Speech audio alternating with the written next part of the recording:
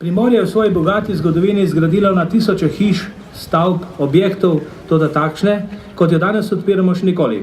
Ta hiša je že sama po sebi impuls za nas znotraj Primorje, za gradbeništvo v državi, za ajdovščino, za Primorsko. Je pametna, varčna, funkcionalna in je lepa.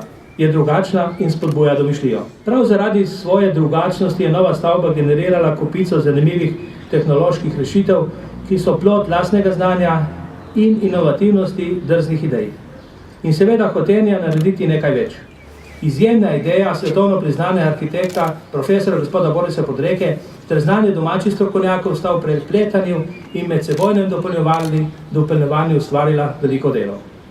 Ta stavba izraža nekaj novega, modernega, sodobnega in pa tudi spomenik v tem obdobju, ki pa služila zelo koristnemu namenu, za kar je tudi narejena.